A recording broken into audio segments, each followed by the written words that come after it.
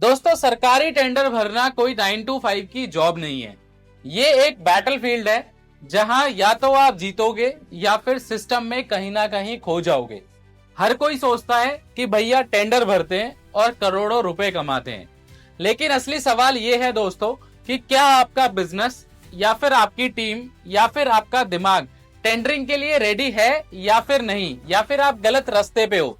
आज के इस वीडियो में मैं आपके सामने कुछ ऐसी बातें रखने वाला हूं जिससे आप खुद डिसाइड करोगे कि आपका बिजनेस डीएनए गवर्नमेंट टेंडरिंग के लिए है या फिर नहीं, या फिर आप गलत रास्ते पे निकल पड़े हो।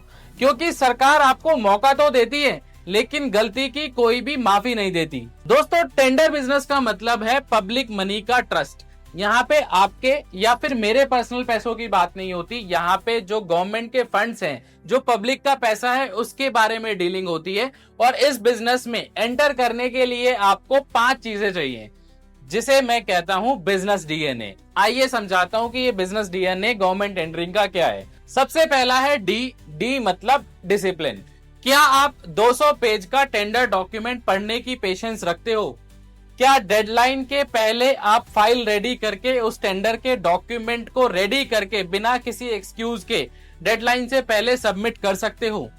टेंडर बिजनेस में डिसिप्लिन नहीं है तो आप इस बिजनेस में कहीं पे भी नहीं पहुंच पाओगे। दूसरा है एन मतलब नेटवर्क। दोस्तों, गवर्नमेंट टेंडर में सिर्फ प्राइस ही नहीं, रिलायबिलिटी, ट्रस्ट और कंसिस्टेंसी भी बहुत मैटर करता है। और जब आप किसी भी गवर्नमेंट टेंडर में या फिर किसी भी गवर्नमेंट डिपार्टमेंट के साथ डील करते हो और कोई भी मटेरियल सप्लाई करते हो, तो मटेरियल के बाद उससे रिलेटेड सर्विस, उससे रिलेटेड आपका कैसा रिकॉर्ड है, आपका बायर के साथ कैसा रिलेशन है, कितनी आप उनकी बातें सुनते हो, उनकी रिक्वायरमेंट को समझते हो, उनके अकॉर्डिंग सोल्यूशन प्रोवाइड कराते हो, ये सारी चीजें बहुत इंपॉर्टेंट है गवर्नमेंट बिजनेस में। ये कोई ऐसा बिजनेस नहीं है कि जहां पे आपने खाली प्रोडक्ट दे दिया और छुट्टी। आपको बायर की रिक्वायरमेंट भी समझनी पड़ेगी, उनके अकॉर्डिंग सोल्यूशन भी उनको प्रोवाइड कराना पड़ेगा। तीसरा डीएनए में आता है ए मतलब एनालिसिस। क्या आप एक टेंडर को देखते ही समझ जाते हो कि प्रॉफिटेबल है या फिर टाइम वेस्ट है?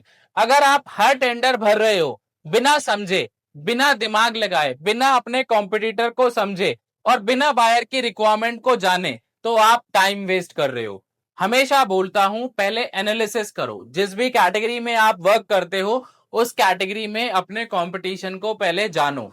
थोड़ा सा टाइम होमवर्क में लगाओ कि आपका जो कॉम्पिटिटर है कितने प्राइस में उस टेंडर को जीत रहा है।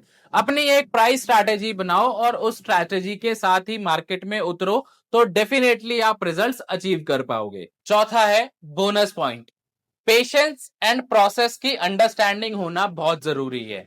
पेमेंट लेट आएगा, ऑर्डर कभी कैंसिल भी हो जाएगा, बायर कभी कॉल भी नहीं उठाएगा, ये सब रियलिटी है। और अगर आप इंस्टेंट रिजल्ट चाहते हो तो फ्लिपकार्ट पे बेचना स्टार्ट करो, टेंडर पे नहीं।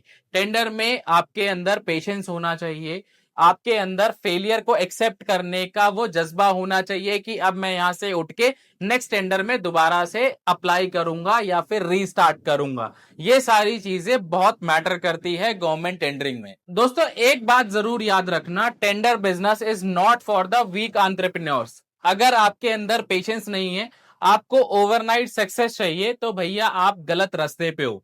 80% लोग सिर्फ टेंडर देख के ही डर जाते हैं, 15% लोग भर देते हैं बट रिजेक्ट हो जाते हैं, सिर्फ 5% लोग ही जीत पाते हैं, और वो भी बार बार सीखने के बाद। एग्जाम्पल के साथ समझाता हूं कि आप एक सेलर हो और एक 10 लाख के टेंडर को जीतते हो, और प्राइस और प्रॉफिट के नाम पे आप लोगों ने 12,000 रुपए का मार्जिन रखा हुआ था, लेकिन डॉक्यूमेंटेशन में गलती थी, और उस गलती की वजह से ईएमडी जो 20,000 रुपए की आपने दे रखी थी वो डिपार्टमेंट ने जब्त कर ली।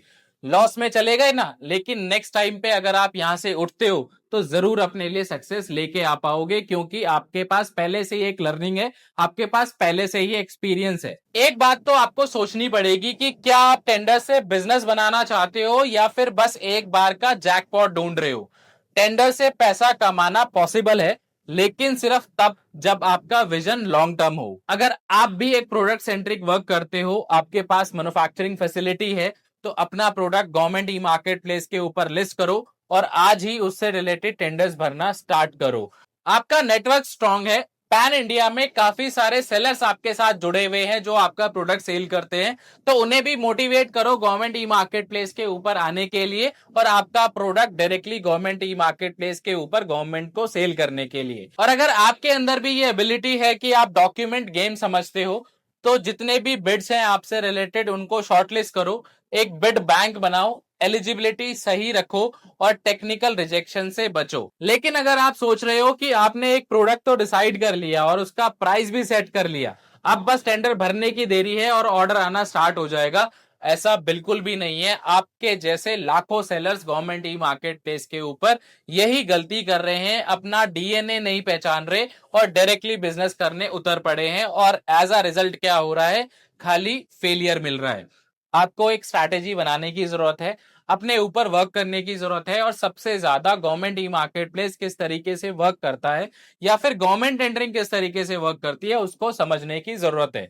तो दोस्तों ये नेटफ्लिक्स नहीं है, यहाँ रियलिटी बहुत ज्यादा स्क्रिप्टेड होती है और आपको ये समझना पड़ेगा कि जितना ज्यादा जितनी जल्दी आप इसको समझोगे उतना ही आप अपने बिजनेस को आगे ले जा पाओगे। दोस्तों जेम या टेंडर कोई जुगाड़ का खेल नहीं है, ये एक प्रोसेस है और जब तक आपके पास पेशेंस, टीम, प्रोसेस और अंडरस्टैंडिंग नहीं है तब तक आप सिर्फ रिजेक्शन मशीन बन के रह जाओगे। तो जब भी आप इस गवर्नमेंट बिजनेस में आओ या फिर इसको करना स्टार्ट करो, सबसे पहले अपने आप से एक क्वेश्चन पूछो कि क्या मेरा बिजनेस डीएनए टेंडर के लिए तैयार है। अगर आंसर हाँ है तो मैं गारंटी देता हूं कि सरकार आपका सबसे बड़ा कस्टमर बन सकती है। तो दोस्तों वीडियो पसंद आया होगा तो ज्यादा से ज्यादा इसको शेयर करिएगा, कमेंट करके मुझे जरूर बताइएगा और जल्दी मिलेंगे जेम से रिलेटेड एक नई वीडियो के साथ। तब तक के लिए थैंक यू सो मच।